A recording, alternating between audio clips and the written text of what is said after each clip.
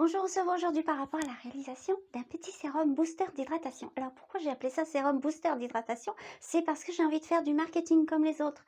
Non, c'est pas, voilà. Non, pourquoi? Parce qu'il y a que des actifs hydratants dans ce sérum. Je suis partie sur une base aqueuse. Moi, j'ai pris de l'hydrolat de calendula, qui est peut-être pas la meilleure idée du monde parce que c'est très apaisant et c'est très adoucissant pour les peaux, c'est vrai, mais ça sent pas terriblement bon. Donc si vous avez de la rose ou même de l'eau, ça peut le faire aussi. Ou alors, moi je sais pas, de la lavande, si vous aimez la lavande, enfin bon, ce que vous voulez comme hydrolat. Calendula, c'est très bon. Voilà, c'est pas la super odeur du monde, hein, c'est pas la meilleure, voilà, hein. Je le dis, hein, je préviens. Mais c'est très apaisant. Donc du coup, qu'est-ce que j'ai mis dedans?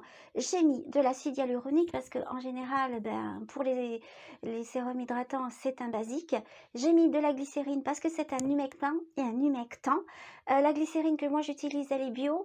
J'ai aussi utilisé, ah oui, pour la texture, mais aussi pour l'aspect hydratation, de la poudre de carrageenan, qui est une algue qui se gélifie, enfin, qui va gélifier, donc apporter un petit peu de texture qui sera pas, et le sérum ne sera pas que ça commence à bouger. Mon truc, ça va? Ok, c'est bon? Tremblement de terre à Longaris? Bon, qu'est-ce qui se passe? Ça, c'est, je sais pas quelle pelleteuse nous amène un tremblement de terre à Longaris. Non, je plaisante. Bon, bref, tu commences pas. Ah, tu commences pas tes bêtises. Donc, j'en étais où? J'en étais à la poudre de carrageenan qui va apporter à la fois de l'hydratation à la peau et qui va permettre aussi d'avoir de faire, mais c'est pas vraiment un film parce que voilà, mais c'est très doux, ça, sur la peau c'est très très doux. Moi je l'ai essayé, j'adore. C'est vraiment, ça pénètre très facilement, très rapidement.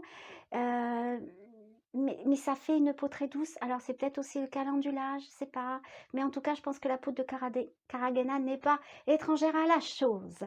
Autre chose que j'ai mis, donc de l'urée, si vous n'en avez pas, vous n'en mettez pas. J'ai mis de la provitamine B5, donc du panthénol, qui est bon en réparateur, en hydratant pour les cheveux, pour la peau. C'est toujours très bon la vitamine B5. Le pH est de 5,5 et non, voilà, j'ai paniqué un peu parce que c'est vrai que je filme évidemment avec mon téléphone, c'est pour ça que tout est à l'envers derrière moi et je viens juste d'avoir un message évidemment, ça s'affiche sur la vidéo et là tu te dis: «Mais qui m'appelle?» Mais c'est pas grave, on continue. Donc la provitamine B5 est très réparatrice pour la peau, donc en plus d'être hydratante, elle est réparatrice, donc moi je dis que c'est quand même tout bénef. Qu'est-ce que j'ai mis d'autre? Et la niacinamide. Eh oui, ce sont ces ingrédients assez nouveaux depuis ces quelques années. Il y a quand même énormément de boîtes qui vous proposent des sérums booster d'hydratation. Ben moi aussi, parce que voilà, ça commence à être un ingrédient qu'on peut trouver de plus en plus en cosmétique remède. Et si on en trouve, je vois pas pourquoi on s'en priverait. Alors, ça fait beaucoup d'ingrédients. Je suis entièrement consciente de la chose. Ça fait beaucoup d'ingrédients. Moi, j'ai préféré faire comme ça à cause des concentrations. Vous pouvez utiliser des complexes déjà tout faits qui vont regrouper de l'urée, niacinamide, acide hyaluronique, je pense, mais je suis pas sûre. Je suis pas sûre qu'il y a de l'acide hyaluronique dans les complexes. Glycérine, mais souvent c'est un pourcentage. Moi, celui que je n'ai pas utilisé, mais que je possède, il a un pourcentage à 3% dans la préparation, mais il y a beaucoup d'eau déjà dans le complexe, donc vous perdez en concentration. Après, si vous avez envie de faire comme ça, vous faites comme ça, parce qu'on est en République et chacun fait comme il veut, et c'est bien normal. Donc au final, un produit qui ne va pas se suffire à lui-même, puisqu'il faudra sceller l'hydratation avec une crème, une émulsion. Si vous mettez que le sérum comme ça, il est trop aqueux, il va vous donner l'hydratation, mais l'important c'est de bloquer cette hydratation avec un produit que vous allez mettre après, un soin, qui va être un produit basiquement hydratant, une crème dite hydratante, une émulsion, voilà, ou un baume si vous voulez. En tout cas, ce qui va empêcher l'évaporation de l'eau de la peau, parce que c'est quand même l'hydratation des basiques de la peau. Il y a 3 basiques pour la peau, vous le savez bien: le nettoyage, l'hydratation, la protection solaire. Oh, mais de la protection solaire, c'est niet. Rêvez pas de vous faire une crème solaire. C'est vous n'y a techniquement, c'est pas possible et puis de toute façon, vous n'aurez pas la mesure du SPF, donc c'est pas la peine. Mais en tout cas, tout le reste, on peut le faire, sauf les crèmes solaires. Donc profitez un petit peu si vous avez 5 minutes, parce que c'est très rapide à faire, vous lui mettez une petite crème et comme ça, vous aurez la peau fraîche et rebondie. Vous pourrez aller vous promener sur la belle plage de Lacano à marée basse en ce moment. Vous pouvez voir le Cantabria, ne vous en privez pas. Mais quand même, protégez votre peau parce que ça souffle à Lacano. Ça souffle, on est quand même en février. Et ouais, même cool. Sur ce, je vous fais des gros bisous et je vous laisse avec la prépa. Et ben c'est tout. Et ceux qui sont de Lacano, ben, puisque vous êtes de Lacano, je fais 2 fois des bisous. Et toc. Voilà donc une composition hyper simple. Ça, je sais pas si vous le voyez. Oui, parce que moi, je suis à l'envers par rapport à l'écran. Super. Un jour, j'apprendrai à filmer. C'est de l'hydrolat de calendula. Alors, si vous n'avez pas d'hydrolat de calendula, vous prenez soit un autre hydrolat ou soit de l'eau, hein, tout simplement. Hein, de l'eau, ça ira très très bien. L'hydrolat de calendula, c'est la première fois que je m'en sers. L'odeur, je raffole pas. Hein, ça, c'est clair que je raffole pas. Si vous avez de la rose, peut-être ce serait mieux, je sais pas. J'ai préparé tous mes petits ajouts, sachant quand même qu'on a un certain nombre de choses, n'est-ce pas? Alors, vous pouvez tout à fait en mettre moins. Je vais commencer. Alors, je vais dire les proportions, mais ça sera sur le blog. Ça, c'est de l'acide hyaluronique. J'en ai mis... Alors, c'était préconisé dans l'ingrédient à 0,5%. J'en ai mis 0,5%, à savoir 0,225 grammes. Sachant que moi, je pars sur un flacon de 50 millilitres qui est entièrement de la récupération, que j'ai désinfecté, etc. Donc,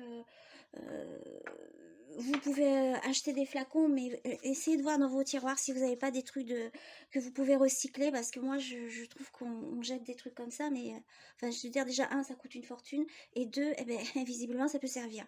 Donc, moi, c'est de la récup, il fait 50 millilitres, donc du coup, je vais être sur 50 grammes de produit, à peu près, hein, je suis après, sachant qu'effectivement, c'est pas tout à fait pareil, les millilitres que les grammes, mais je veux dire, on est en cosmético-med, on va quand même pas chercher des poils sur les œufs. L'acide hyaluronique, 0,5%, donc 0,25 grammes. Ça, alors ça, c'est une volonté que j'ai faite, que j'ai eue, de mettre de la poudre de carrageenan. Pourquoi? Parce que ça va un petit peu gélifier votre préparation. C'est une algue. Alors, vous pouvez la chauffer. D'expérience, je me suis déjà servi de la poudre de carrageenan à froid et ça fonctionne. Faut être peut-être un petit peu plus patient, mais je vais commencer par elle. Donc, je vais attendre qu'elle fonde bien dans mon hydrolat et ça va le faire sans chauffe, à mon avis. J'ai déjà fait ça, donc ok, les puristes vous diront, ouais, mais il faut faire chauffer la poudre de carrageenan. Oui, bon, pourquoi? Parce que j'ai envie d'avoir un produit qui soit pas que liquide et qui ait un petit peu une consistance un petit peu gel, un petit peu voilà comme ça. Du coup, on aurait pu prendre la gomme xanthane qui aurait pu avoir le même effet au niveau de la texture, mais simplement le carrageenan. En plus, ça apporte de l'hydratation, contrairement à la xanthane qui n'apporte que de la texture. Donc là, à la fois, on aura la texture et l'hydratation, d'où, à mon avis, un intérêt nettement supérieur pour la poudre de carrageenan. On vote pour la poudre de carrageenan. Si vous voulez pas en mettre, vous n'en mettez pas. Et voilà. Et il y en a très peu. Il y en a 0,5%, c'est-à-dire ici 0,25 grammes. C'est volontaire, hein, parce que je veux quand même pas un truc qui soit paf sur la peau. Après, on a un produit en poudre qui est tout simplement de la niacinamide. Alors, je sais que c'est assez difficile à trouver. Il y a des marques qui les vendent en pot, carrément en poudre, quoi. Ça se trouve. Faut chercher un tout petit peu. Je vous dirai pas le nom de la marque parce que j'ai pas envie. Je suis pas là pour faire de la pub. Mais en tout cas, ça commence à se trouver en poudre, la niacinamide. Ce qui fait que ça vous permet de faire exactement les dosages que vous voulez par rapport à l'hydratation. L'autre chose qui est là, alors qu'est-ce que c'est? Ah non, j'ai confondu. Ça, c'est de l'urée et ça, c'est la niacinamide. L'urée, alors pourquoi l'urée? Parce que l'urée est un actif hydratant. Donc là, on a l'acide hyaluronique qui est hydratant repulpant. On a la gomme de carrageenan qui est hydratante. On a la niacinamide qui est hydratante. Et on a l'urée qui est hydratante. Là, ici, on va avoir... Alors là, il y a un truc qui est complètement vide. Ah non, c'est pas du tout. Pardon, c'est pas vide. Là, on va avoir la niacinamide, celle que j'ai, moi, au niveau du fabricant, elle peut être mise à 4%. Je l'ai mis à 4% et donc il y en a 2 grammes. Pour ce qui concerne l'urée, alors l'urée, si vous voulez en hydratation, il ne faut pas en mettre beaucoup. Si vous voulez en exfoliation, il faut en mettre plus. Maintenant, moi, je suis en hydratation ici, donc j'en ai mis 0,4%. Non, pardon, 4%. Eve, arrête tes bêtises. J'en ai mis 4%, donc 2 grammes. Ça, c'est la niacinamide. Ça, c'est alors, c'est de la glycérine. Alors, la mienne est bio. De la glycérine, c'est de l'extraction de savon, la glycérine. On l'appelle aussi le glycérol. C'est un humectant. J'en ai mis également 4% parce que dans cette recette, j'aime bien le chiffre 4. Je sais pas pourquoi. Non, Eve, tu dis n'importe quoi. Oui, je sais. C'est pas grave.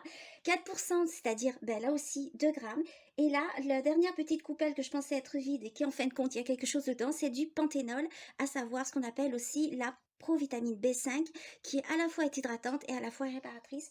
Et notre dernière petite coupelle, notre dernière, fait des accords féminins, quoique je vois pas pourquoi j'ai pas le droit de dire vraiment.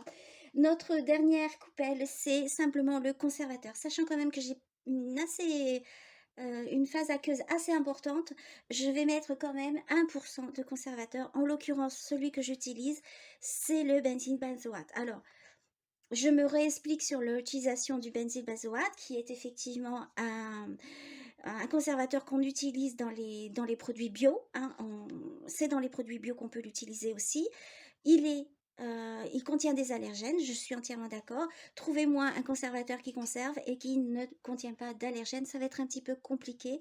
Ceux que j'ai essayé qui étaient beaucoup moins, ceux que j'ai essayé qui étaient plus, comment dire, plus carrés au niveau de la formulation sans allergènes ne tenaient pas la route et il fallait en rajouter, il fallait en mettre plusieurs. Donc là, il n'y en a qu'un seul et c'est celui-là. Mais effectivement, je prends la critique que ça contient des allergènes puisque c'est du benzyle benzoate. Et bien maintenant, c'est tout, voilà. L'eau, ben je l'ai dit, enfin l'hydrolat. Oups, on voit quelque chose là? L'hydrolat, c'est ça. Il y en a, je vais vous le dire, il y en a 42 grammes. Voilà, c'est bon. Donc a priori, ça va rentrer dans mon petit pot. Je vais commencer, comme je l'ai dit tout à l'heure, par la poudre de carrageenan. Et je vais éventuellement, je me suis trompée de bidule, et je vais éventuellement attendre un petit peu que ça fonde.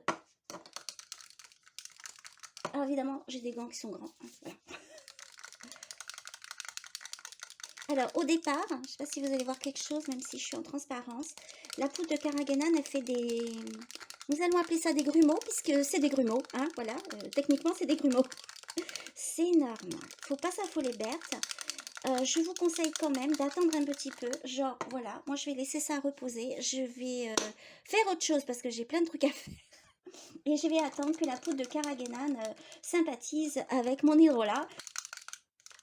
Au bout de quelques temps, je reviendrai discuter avec eux. On verra s'ils sont d'accord pour se mixer correctement. C'est parti. Donc, si... il est là, voilà. Qu'est-ce que je voulais dire? Si vous voulez gagner un petit peu de temps par rapport, effectivement, à la fonte du... Enfin, la fonte. Oui, au mélange de la poudre de carrageenan, vous faites bouillir une petite casserole d'eau, vous éteignez le feu et vous mettez votre petit bécher dedans et vous tournez dans le bécher. Ça prendra quelques secondes et vous gagnerez un petit peu de temps par rapport au fait que moi j'attends sans chauffer. Voilà. Donc, on continue à mettre les poudres, à savoir ici mon acide hyaluronique. Et je vous passe devant. Moi, je passe devant, attends. Ouais, attends. C'est bon, c'est bon, c'est bon.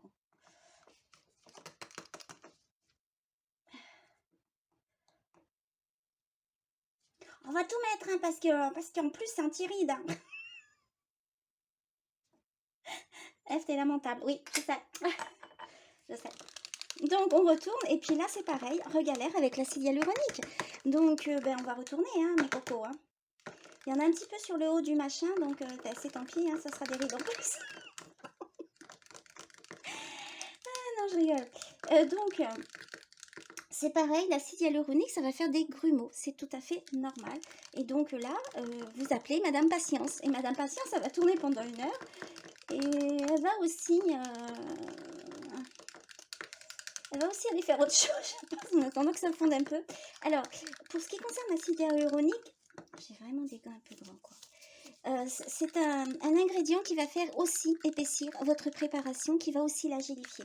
Sur mon autre chaîne YouTube, du temps j'étais jeune, non je rigole, j'avais fait un sérum à base d'acide hyaluronique et de rose où je vais démontrer que l'acide hyaluronique faisait épaissir la préparation. Si vraiment je suis quelqu'un de bien, je vous mettrai la référence ou sous la barre d'infos ou dans la vidéo.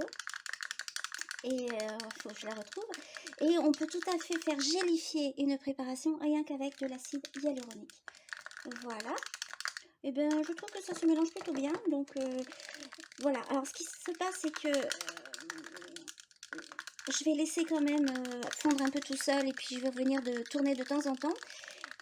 Puisque de toute façon en parallèle là je suis quand même en train de faire mes bougies sur l'autre table pour mon marché de samedi à la Caneville.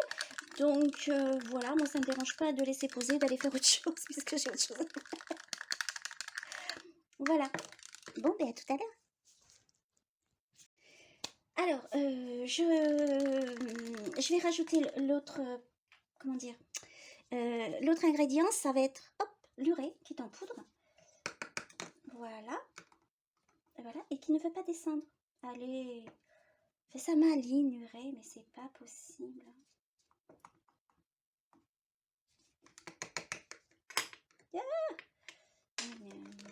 Et on va retourner aussi entre chaque ajout. Ce qui est quand même important, c'est mieux de tourner entre chaque ajout. Pourquoi? Parce que tout simplement, si vous mettez tout, c'est possible de mettre toutes les poudres et puis de tourner pendant 3 heures. Mais simplement, ça va mieux se mélanger si vous mélangez un ingrédient par un ingrédient par un ingrédient par un ingrédient, que si vous mélangez tout d'un coup, vous allez vous galérer avec les grumeaux et vous allez dire « Ah, j'en ai marre, je fais plus de cosmétiques comme elle. » Mais si, continuez à faire vos cosmétiques, vous allez voir. Voilà, l'urée. Alors l'urée, ça s'incorpore très très bien dans toutes les préparations. À chaque fois j'utilise l'urée, c'est nickel. Ça, c'est notre fameuse poudre de niacinamide, qui est un petit peu la reine, on va dire, de cette préparation.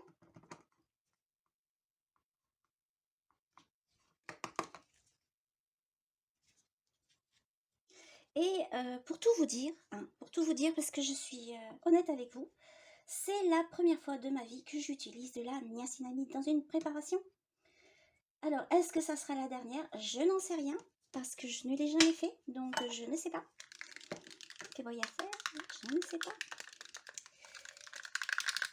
Alors, eh ben écoutez, ça le fait, hein, ça le fait. Je sais pas. Bah écoutez, moi j'ai rien à dire, hein. J'ai rien à dire sur cette petite ingrédient qui s'incorpore plutôt bien. Alors là, je suis quand même un peu étonnée même. Je pensais un peu plus me galérer, mais bon. Il en reste, je vais mettre quand même. Faut pas gâcher, hein. Alors c'est un ingrédient que j'ai trouvé assez facilement. Je ne m'attendais pas à le trouver assez facilement sur internet, à vrai dire. Bon, sachant quand même que moi j'habite la Cano, donc trouver de la niacinamide sur la Cano, c'est pas la peine. Hein. Déjà, trouver... pardon, je suis sur la Cano. Voilà. Donc, bah, écoutez, bah, c'est nickel. C'est nickel la chose, dis donc. Ça gélifie progressivement. Hein.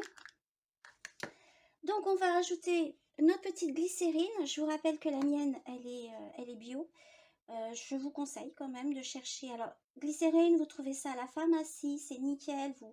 C'est un truc qui date de Mathusalem, la glycérine. Bon, maintenant, celle que vous trouvez à la pharmacie, elle n'est pas bio. Donc, peut-être qu'on a intérêt, si on veut incorporer régulièrement de la glycérine dans ces préparations, d'en trouver une qui soit bio. Oh. Notre petite provitamine B5 qu'on va mettre, qui est liquide, qui est facile donc à incorporer. Voilà. Alors, tous ces ajouts là que vous pouvez utiliser pour faire ce sérum, évidemment vous pouvez les utiliser pour d'autres préparations, y compris pour les cheveux, pour la peau, pour les cheveux. La provitamine B5 elle est très très très très bien. Pas mal. Donc, ça sera pas un investissement, enfin, c'est pas hyper cher en plus, ça sera pas un investissement qui ne servira qu'à ce sérum. C'est le but de la cosmétique Homemade, c'est d'avoir quelques actifs comme ça, quelques petits ingrédients sous le coude de manière à fabriquer les produits. Dans cette préparation, moi j'avais déjà tout dans ma petite panoplie de la cosméteuse. Et la seule chose que je n'avais pas, c'est la niacinamide que j'ai commandée. Donc si vous voulez, voilà, c'est quand même pas... J'avais déjà tout dans mes placards. Voilà, notre sérum est terminé. Alors, je vais quand même faire quelque chose avant de le mettre dans mon petit récipient, qui me paraît un peu gros, mais bon, écoutez, on va voir. Ce que je vais faire, si je trouve... Ah ouais, non mais la fille, elle a pas mis son micro. Voilà, elle a pas mis son micro pour faire la vidéo, donc je sais pas si vous avez bien entendu. Normalement, c'est pas loin. 3 heures plus tard. T'as trouvé tes pH? T'as trouvé mes pH. Un jour, je vais ranger. C'est quoi ce bazar?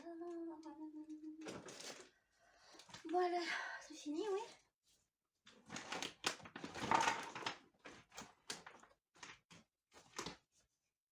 Que voy a hacer? Ouais. Alors, j'y trouvais pas parce qu'il s'était un petit peu caché, hein.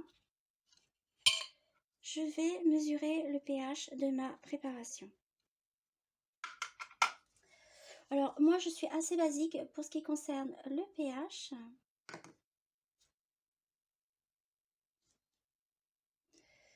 Dans la mesure où je prends la bandelette, j'ai pas de pH mètre, enfin si. Alors, j'ai un pH mètre dont je me sers jamais parce que je préfère utiliser les bandelettes. Les bandelettes. Et donc, c'est là qu'on me dit, Eve, t'es une patate parce que tu as quand même mis des produits ici. Donc, tu as quand même perdu des actifs qui sont sur le petit truc. Oui, je sais, j'assume, je suis une patate. Pour ce qui concerne le pH, eh bien, écoutez, je suis quand même très contente puisque la chose est sur 5,5. 5,5, c'est bon pour rapport à la peau du visage. C'est très bon. Pendant ce temps-là, notre petite préparation a quand même pas mal gélifié et je pense qu'avec le temps, elle va continuer à gélifier. Donc, sans tarder, je vais la mettre dans mon petit récipient donc de récupération. Voilà. Sachant que je pense que quand même, j'en ai beaucoup trop. Enfin, j'ai un trop gros récipient par rapport à... Est-ce qu'on voit quelque chose là? Oui, bien sûr. Oui, bien sûr, si t'avais pas tout inversé à côté, on verrait quelque chose. Allez, ça le fait 50 millilitres, on a gagné, tiens. Il va falloir se calmer. Il va falloir un petit peu grandir, hein. Allez, on n'en perd pas une goutte. Mais écoutez, voilà, c'est terminé, c'est archi terminé. Nous avons un super sérum hydratant, apaisant, puisque quand même l'hydrolat de calendula, c'est apaisant et c'est adoucissant, donc c'est tout bénef. Bah écoutez, je vais faire un petit essai et puis je vous la présente en vidéo et si ça me plaît, je vous dis ouais, ça me plaît. Et si c'est pourri, bah je fais pas la vidéo, je la poste pas sur YouTube. Sur ce, je vous fais des gros bisous et puis je vous dis bah, à plus, hein. Bye.